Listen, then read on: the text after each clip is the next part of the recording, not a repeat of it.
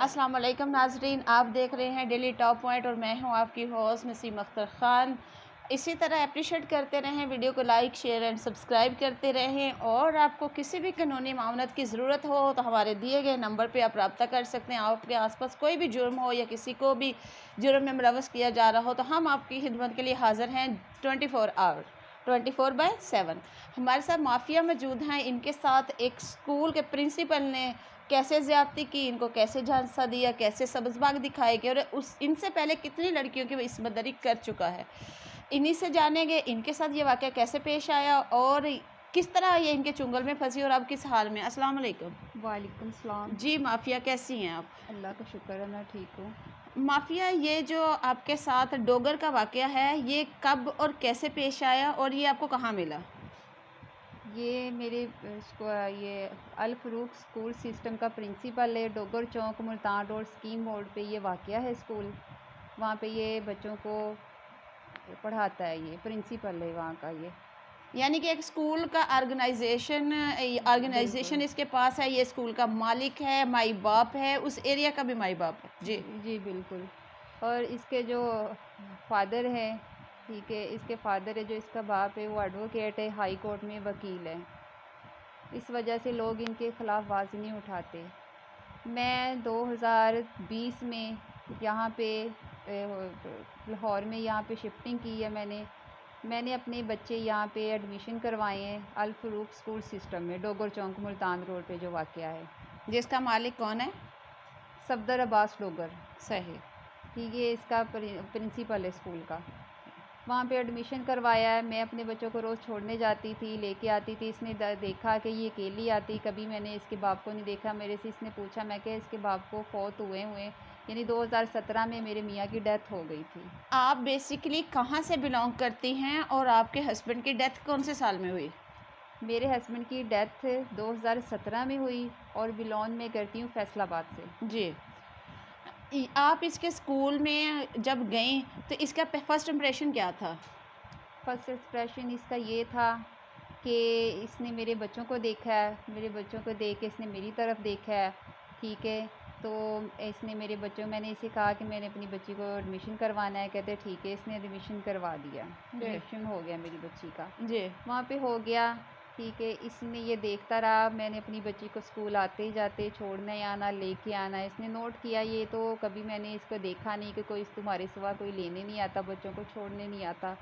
तो इसने मेरे से पूछा कि तुम्हारे मियाँ कहाँ है और ये बच्चों का है या नहीं, तुम अकेली आती हो या अकेली रहती हो। मैंने कहा जी, मेरे मियाँ की डेथ हो गई है और मैं अकेली ही रहती हूँ, मैं अपने बच्चों के साथ रहती हूँ। जी।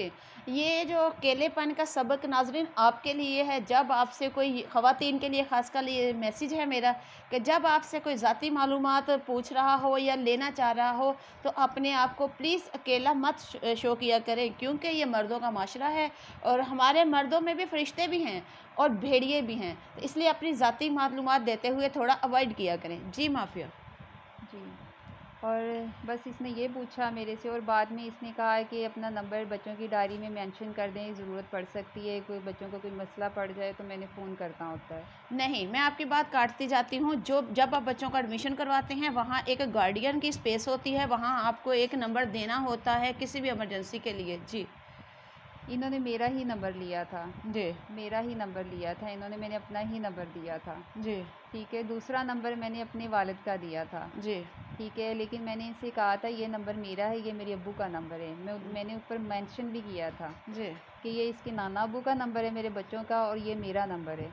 जी। आपने पुलिस में रिपोर्ट आपके साथ जो रिलेशन इसने कितनी देर में बना लिए? इसने मेरे से फ़ोन पे ये मैसेजेस करता रहा, पहले फ़ोन करने शुरू कर दिए, मैंने कोई रिस्पॉन्स नहीं दिया। फिर आहिस्ता आहिस्ता ये मुझसे मैसेजेस करने शुरू कर दिए, मैंने उसका भी कोई जवाब नहीं दिया। फिर इसने फ़ेस टू फ़ेस भी मुझे कहा मैं तुमसे दोस्ती करना चाहता हूँ, यानी रिलेशन रखना चाहता हूँ। तो मेरी ना ही बात, यही लफाज निकलते, नो नहीं, नो नहीं, मैंने यही कहती रही उसको। इसने कहा कि नहीं मैं तुमसे रखना चाहता हूँ। मैंने कहा नहीं, मैं तुमसे कोई रिश्ता ऐसा नहीं रख सकती, क्योंकि मैंने अल्लाह को जान जो देनी हराम है। है, जो हराम है मैंने अल्लाह को जान देनी है। मैं इस तरह का कोई नहीं, हाँ जिसके साथ मेरे माँ बाप अपनी मर्ज़ी से शादी करेंगे उसके साथ रखूँगी, जिसके हक़ में होंगी मैं, जिससे निकाह होगा मेरा। जी। इस काफ़ी देर ये 2-3 महीने मुझे फ़ोर्स भी करता रहा, लेकिन मैंने नहीं माना। फिर एक दफ़ा इन्होंने कहा कि तुम्हारे बच्चों का मसला है तो तुम आओ ज़रा, ठीक है। इसने अपने दोस्त के घर में बुलाया, उधर था, उधर इसने दोस्त इकट्ठे किए हुए थे। इसने कहा मैंने तुमसे निकाह करना है, मैं ये पेपर लेके आया हूँ। मैंने कहा मैं नहीं करने चाहती तुमसे, मैं अपने घर वालों को बताऊँगी। फिर कहने लगा नहीं नहीं अभी ना बताना, अभी कुछ शो ना करना, ये ना करना। मैंने कहा मैंने नहीं करना। इसने कहा क्यों नहीं कर सकती? मैं कहा मैंने नहीं करना। वहाँ पे इसने मुझे मारा भी था, ठीक है, ज़बरदस्ती। इन्होंने कहा कि इसने ये कहा कि ये देखो अभी भी मैसेज मेरे पास मौजूद है कि तुम्हारी बेटी की नज़ेबा वीडियो स्कूल के लड़कों के साथ है, जो मैं वायरल कर दूँगा। मैंने उसी वक़्त वहाँ पे जो इसके पास पेपर थे साइन कर दिए, अंगूठा लगा दिया और घर चली आई। फिर इसने कहा कि तुम मेरे निकाह में हो, तुम मेरी बीवी हो, ठीक है, मैं तुम्हारा शौहर हूँ। मैंने इससे यही कहती रही हूँ कि अगर निकाह है ना उसकी कॉपी तो दो जिस पे साइन कराए कॉपी। इसने किसी किस्म की मुझे कॉपी नहीं दी, इसने कोई भी दिया, कोई भी किसी किस्म की इसने फ़ोटो कॉपी भी नहीं दी, ना उसकी पर्थ दी। इसने कहा कि ये कोर्ट मैरिज ऐसे ही होता है। मैंने इस पे ज़्यादा ज़ोर दिया, इसने फिर उस पे यही कहना शुरू कर दिया कि मेरी पहली बीवी के साथ तलाक़ का मामला चल रहा है, कोर्ट में केस चल रहा है, वो ख़त्म हो जाएगा फिर मैं शो कर दूँगा। अगर मेरे अब्बू को पता चल गया, मेरे अब्बू की भांजी लगती है, मेरे अब्बू उसको रख लेंगे मेरे लिए और तुम्हें तलाक दिलवा देंगे। मैंने फिर भी डिमांड करती रही। फिर मेरे अब्बू भी एक दफ़ा आए, अब्बू मेरे ने भी यही कहा कि निकाहनामा दो। इसने कहा, उसने वही स्टोरी मेरे अब्बू को सुनाई जो मुझे सुना रहा था बार बार, मेरी बाजी को भी यही स्टोरी सुनाई। लेकिन मेरे इस कहने पे, ज़्यादा फ़ोर्स करने पे, ठीक है, इसने मुझे मारना शुरू कर दिया। और दूसरा, घर में अगर नहीं मौजूद होती थी मैं, तो ये घर में लड़कियां लेके आता था। कभी किसी टीचर को बुलाया होता था, कभी किसी टीचर को बुलाया होता था। किसी एक टीचर का नाम मेंशन करना चाहेंगे? मैम मैं नाम तो नहीं मेंशन करना चाहूँगी क्योंकि उन्होंने आवाज़ ही नहीं उठाई इनके लिए, ठीक है। मैं इसलिए अपना मैं कह सकती हूँ, लेकिन हाँ इन्वेस्टिगेशन आप करवा सकते हैं उस मोहल्ले से। बच्चे से पूछ सकते हैं कि जो टीचर थी जिसके साथ सेम यही वाक़या उनके साथ किया, उनके घर में फायरिंग तक की है, वो बच्चा आपको उस लड़की का घर तक बता देगा। जी। रेप का वाक़या जो है आपके साथ, तो वो जो है ना, मियाँ बीवी बन के वो एक खेल खेलता रहा। आपने जो शूटर रखा हुआ, जिसे किराए का कातिल रखा हुआ है, जो लोगों के मर्डर करता है, उससे और अपने भाई से भी उसने कहा कि जिस्मानी तल्लुकात बनाओ, बिना ज़ना बिल जबर करो। बिल्कुल मैडम, जो इसने किराए का शूटर रखा था, इसने बहुत दफ़ा मुझे कहा, घर भी लेके आया है, जी। ठीक है। मैं अंदर जाके कुंडी लगा लेती थी दूसरे कमरे में जाके, और दूसरा अपने भाई को भी ये कहता रहा है। जी। मैंने उनके साथ नहीं बनाया, लेकिन ज़बरदस्ती ये करता रहा है कि नहीं बनाओ, तुम उनके साथ बनाओ, फिर घर वाले मान जाएंगे, बनाओ। मैंने नहीं बनाया। आपने अपने आप को ज़ख्मी भी किया, कोई ज़ख्म आप दिखाना चाहेंगे? मैडम मैं ज़ख्म अब नहीं दिखा सकती क्योंकि मैंने ज़ख्म ऐसी जगह पे किए थे जो मैं नहीं दिखा सकती। ठीक है। अच्छा, आपने कितनी देर बाद आपने जो है मारपीट, और मोहल्ले में जो मारपीट हुई उसके कितनी देर बाद आप इन्हें इससे जान छुड़वाई और आप एक कोर्ट के प्रोसेस में आई? ये 2022 में इसने मुझे मारा, इंतहा का ज़्यादा मारा है। जी। 22 का 10वां महीना होगा या अक्टूबर का होगा या दिसंबर का होगा। जी। इंतहा का मारा है इसने। इसने कहा मेरा तुमसे कोई रिश्ता नहीं है, जी। मेरी तुम कोई बीवी नहीं हो, मैंने जी। कोई निकाह नहीं किया तुम्हारे साथ। जी। जिस पे इसके बाप को भी मैंने बताया। इसके बाप ने फिर घर में मुझे फायरिंग करने तक अपने बेटे को, हैदर को और शूटर को, वकील अब्बास को भेजा मारने के लिए, जी। ठीक है। फिर उसके बाद मैंने उनकी भी बात नहीं मानी। जी। अगर नहीं मानी, फिर रात को आया मेरे घर में, फिर मुझे मारा इसने।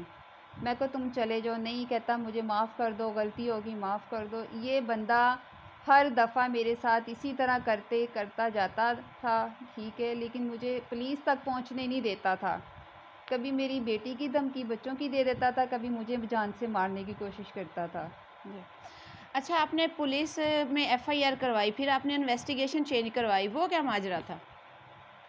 मैडम जब मैंने इनके ख़िलाफ़ दी ना, एप्लीकेशन दी है मैंने, जी। 2023 में मार्च में मैंने दी है। जी। इस बंदे ने मेरे साथ निकाह का ड्रामा किया, झूठ बोला और मेरे साथ ज़िना करता रहा है ये, जी। ठीक है। लेकिन उन्होंने इसने ये कहा कि मैंने कोई निकाह नहीं किया, ना मेरा इसके साथ कोई रिश्ता है। जी। मैंने उनको पुलिस वालों को, डीएसपी को, एसएचओ को पूरे सबूत दिए, पूरी, बल्कि इनकी व्हाट्सएप मैसेजेस, वॉइस मैसेजेस सारे खोल के दिखा दिए। उसके बावजूद इन्होंने एफआईआर दर्ज नहीं की। आपके दो पास सीडीआर भी मौजूद है, टैक्सिंग ये वो सब जी, कुछ बिल्कुल मौजूद है? मौजूद है, ठीक है। बिल्कुल मौजूद है मेरे पास। ठीक है, अगर मैं कहती हूँ तो मैं सुनवा भी सकती हूँ। जी। ठीक है, जिसके अंदर इसने खुद कहा है कि मैंने तुम्हारे साथ, तुम पर्चा करवाओ, जो मर्ज़ी करवाओ मेरे लिए, ठीक है, मैंने तुम्हारे साथ ये था, मैंने ये किया, मैंने वो किया। खुद उसके अंदर एडमिट खुद कर रहा है कि मैंने तुम्हारे साथ सब कुछ करके छोड़ दिया है तुम्हें। जी। ठीक है, उसके बावजूद पुलिस वालों ने कोई एक्शन नहीं लिया, जी। कुछ भी नहीं किया। जी। 3 महीने तक मुझे ज़लील किया। ये मैं आईजी साहब तक पहुंची हूँ तो मेरी एफआईआर दर्ज हुई है। जब एफआईआर दर्ज हुई है फिर भी इन्होंने गिरफ़्तार नहीं किया जाके। 2 दिन वो बाहर रहा, 2 दिन के बाद उन्होंने ज़मानत करवाई है सेशन कोर्ट से, लेकिन उसके बाद भी इन्होंने कोई रेड नहीं किया इसके घर पे। जी, फिर आपने अपनी जो है तफ्तीश चेंज करवा ली थाने में, जी, फिर क्या हुआ? मैंने तफ्तीश चेंज करवाई कि जी। मेरी ये जो है ना, मैंने सबूत के साथ ही इनको कहा कि आयशा सबूई है, जो हैदर अब्बास का जो छोटा भाई है, उसके साथ आयशा सबूई के भाई का रिलेशन है। तस्वीरें तक दिखाई हैं। इस वजह से ये मुझे ऑफ़र भी कर रही थी कि पैसे ले लो, जाने दो, मसला रफ़ा दफ़ा कर दो। आयशा सबूई, जेंटल सेल, थाना टाउनशिप वाली ने कहा। जी। मैंने यही कहा, मैंने अपना कोई बयान वापस नहीं लेना, जो हक़ सच है, मेरी एफआईआर है वो एक जगह पे खड़ी हुई है जी। कि मुझे इंसाफ चाहिए। जी।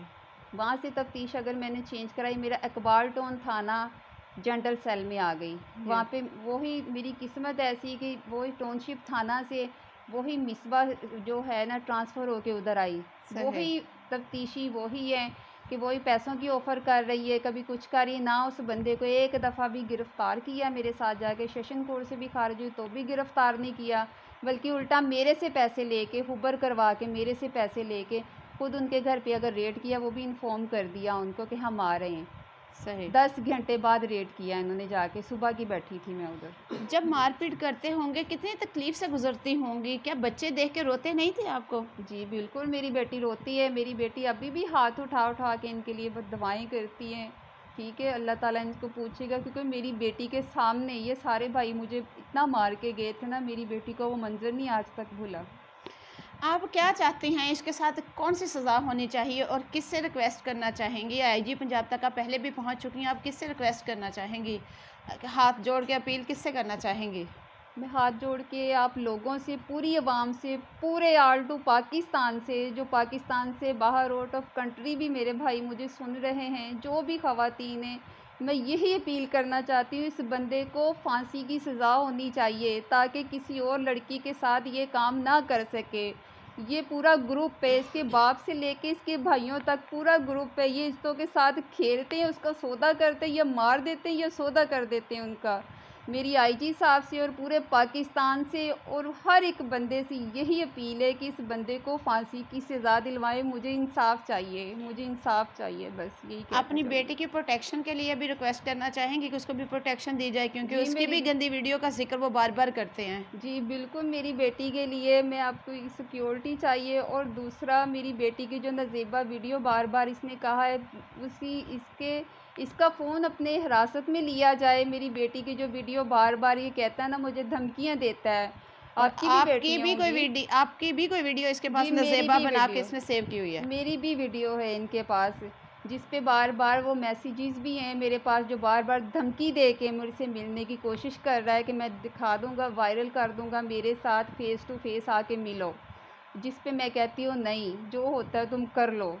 लेकिन लिहाज़ा इस मेरी बच्ची की जो वीडियो नज़ेबा, आपकी भी बहनें होंगी, बेटियाँ होंगी, मेरी बेटी मासूम है। मेरी बेटी की इतनी एज नहीं है, मेरी बेटी 10 साल की है। तो लिहाज़ा मेरी बेटी के लिए भी आप लोग भी आवाज़ उठाएँ, इस बंदे को सज़ा सख़्त से सख़्त मिलनी चाहिए, फांसी बल्कि मिलनी चाहिए। इस बंदे को ज़िंदा रहने का कोई हक़ नहीं है। मेरी आप लोगों से यही अपील है। आज आपको हाई कोर्ट से उसकी बेल जो है वो रिजेक्ट हो गई। पुलिस ने मुल्ज़मान को भगाने में मदद की? बिल्कुल की उन्होंने गिरफ़्तार किया नहीं, खुद भगाया। अगर मैंने उनको कहा तफ्तीशी मिसबा को कहा है, इंचार्ज है वो वहाँ की, मैंने कहा इनको मैडम अरेस्ट करें, कहती तुम दूर हो जाओ मेरे से। ठीक है, ये तुम्हारा काम नहीं है, हम करें या ना करें। मुझे धक्का दे के उसने साइड पे किया है। फिर मैं सिक्योरिटी के लिए सिक्योरिटी गेट, मुजरमान ने आपको मारा पीटा? जी बिल्कुल मारा, हाई कोर्ट के अंदर मारा। उसके बड़े भाई औरंगज़ेब ने, और जो शूटर था आबद कमियार, उसके बाप जो एडवोकेट अकरम डोगर, ठीक है, उसने भी मेरे पे हाथ उठाया है और गाली गलौज भी इंतहा की है इन्होंने। नाजरीन, हमने इनकी स्टोरी को कोशिश की कि पॉइंट टू पॉइंट बताएं। अदालत में इनकी सीसीटीवी वीडियो मौजूद है। हमारी रजिस्ट्रार हाई कोर्ट से रिक्वेस्ट है कि उसकी सीसीटीवी फुटेज को रिकॉर्ड का हिस्सा बनाया जाए और उसको सेव किया जाए और इनकी मुकम्मल दादरसी की जाए। आप सबसे रिक्वेस्ट है, अगर इनकी मदद करना चाहते हैं तो वीडियो को वायरल ट्रेंडी बना दें और ज़्यादा से ज़्यादा शेयर करें और कमेंट्स बॉक्स में ज़रूर बताएं कि आप क्या चाहते हैं, इस बंदे को कैसी सज़ा मिलनी चाहिए। उन सब लड़कियों की इस्मत दरी का हिसाब होना चाहिए और किस तरह होना चाहिए ये ज़रूर बताइएगा। हमने अपने वकला से भी, अपनी सारी जो कानूनी टीम है उनसे भी राय ली और आपके सामने हमने पेश की। इसी के साथ दीजिएगा इजाज़त। एक फिर नई वीडियो और एक नई स्टोरी के साथ मिलेंगे, तब तक के लिए अल्लाह हाफ़िज़।